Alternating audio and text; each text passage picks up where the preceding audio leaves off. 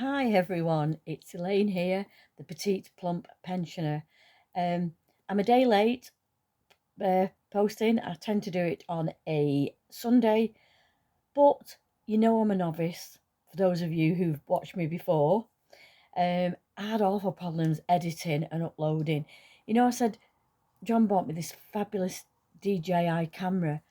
I can't seem to get footage off it onto the right device. I could, and then suddenly I'm getting all these messages that it's not happening. Or if I manage to get it on CapCut on my laptop, I then can't get it up to YouTube. So anyway, so this is it. So for those of you who know me, you know what I'm saying. If you're first time here, sorry if I'm a rambling wreck when I first come on, but you'll get used to me. I'm a little bit eccentric.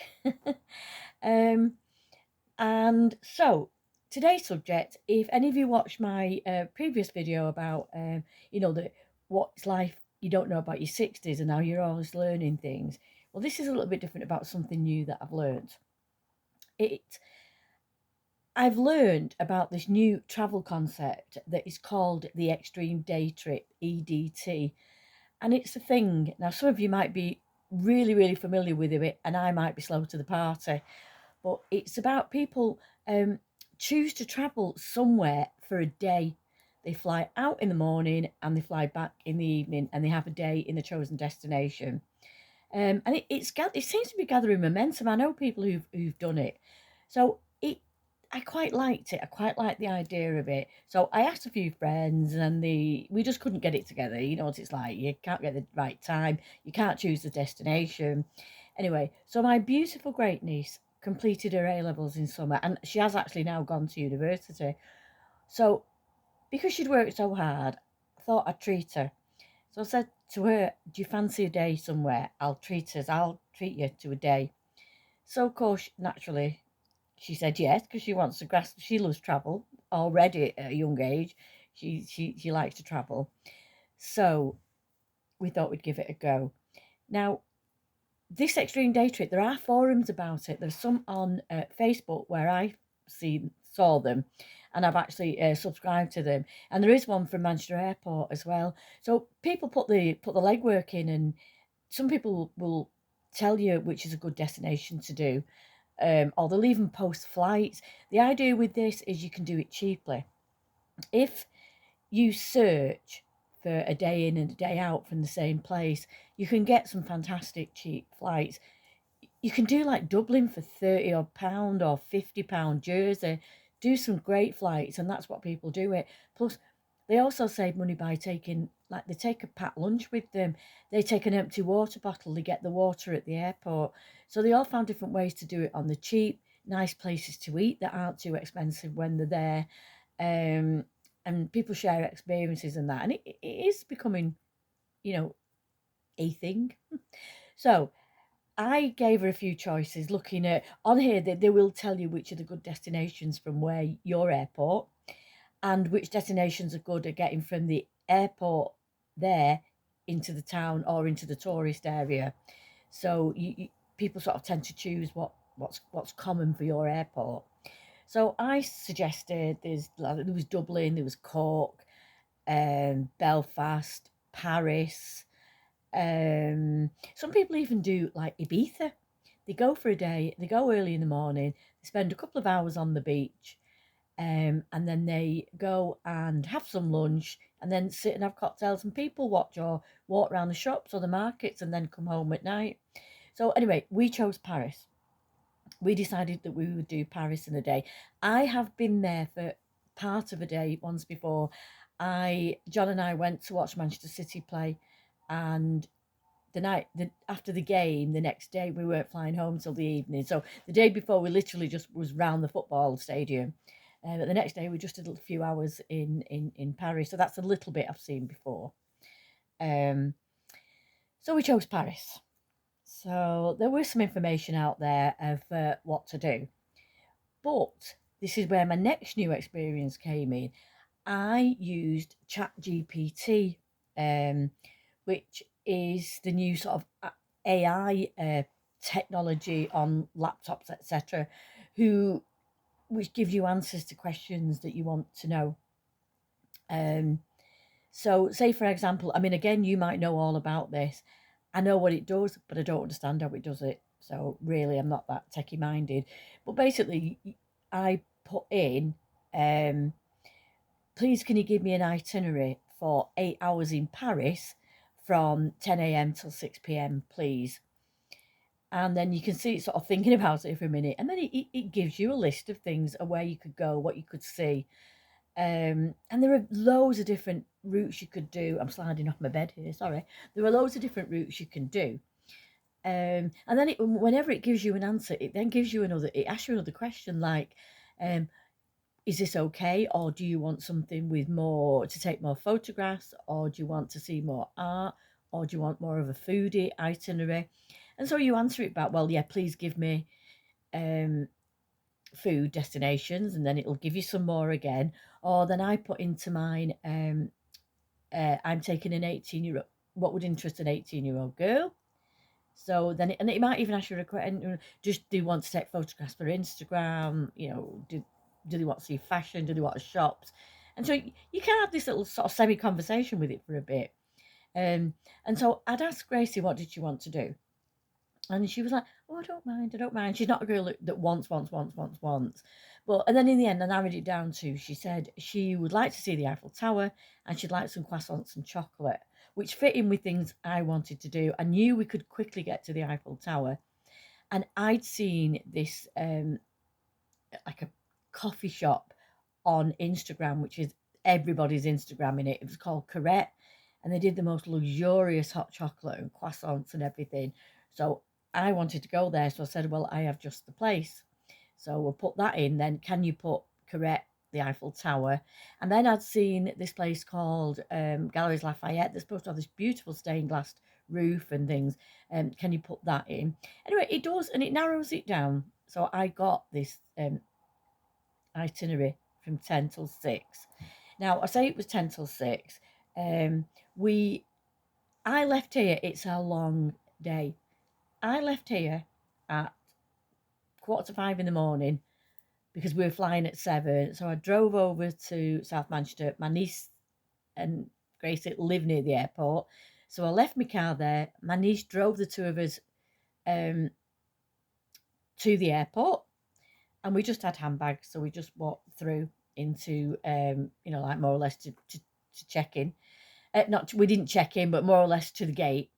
So we did that. But the problem is with Paris, the only one thing is that it literally can take quite a while to get from Charles de Gaulle Airport into the Gare du Nord and then onwards to where we wanted to go. So that's why I put it from 10 o'clock. And they have an hour change as well. They were an hour ahead. So that's why I did 10 while 6. Then it would give us a chance to go back at night. So that's what we did. We started off. If you go to somewhere like, just take for instance Copenhagen. Now I have been to Copenhagen with friends. That literally from the airport into the centre of Copenhagen is 20 minutes. They have like a train, 20 minutes. That is, to me, if you're going to do it one for the first time, Copenhagen's your place to go. But anyway, I digress. We went to Paris. So we got into Paris. We went to Trocadero first, which I knew was the big site for looking at the Eiffel Tower. There's lots of people there selling you Eiffel Towers, trying to take your photograph, things like that. So Grace, we got a good look at it. And then I knew it was walking distance to Corette. When we got to Corette, there was quite a big queue because we were a bit later in the morning. They did say you would be 15 minutes, that's all, you'd have to queue. But I think by then she was hungry. She was really hungry. So there was another lovely little place, a couple of yards up the road. So we had that.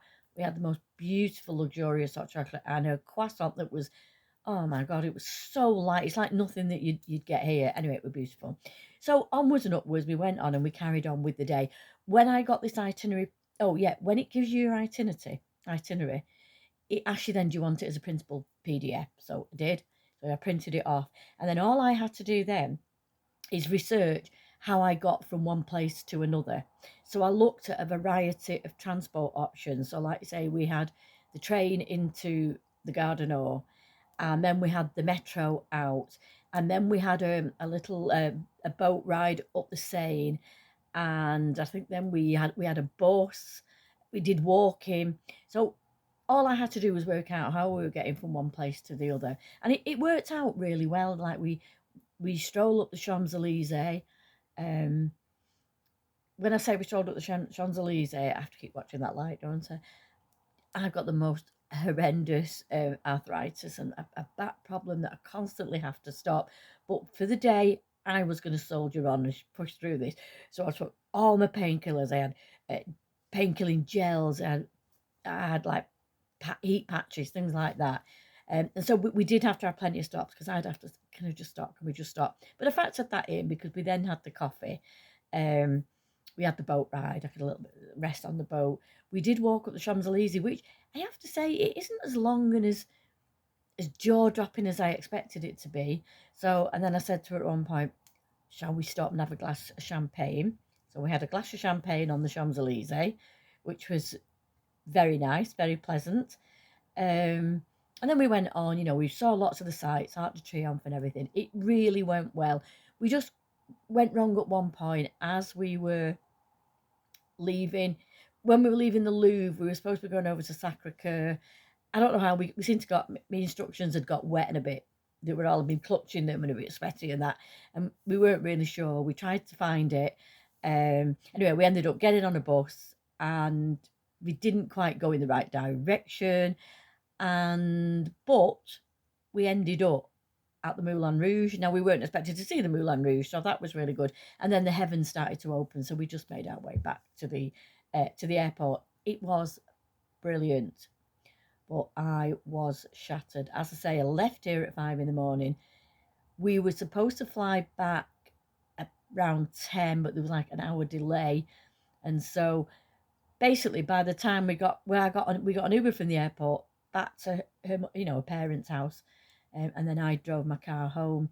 So from leaving here at 5, just before 5 in the morning, I didn't get home in bed with a lovely, lovely cup of tea till 1:45 the next morning. Oh, let me tell you, that was horrendous. I did not move the next day off my sofa. I had aches and stiffness and pains in places I couldn't know I had it. But you know what?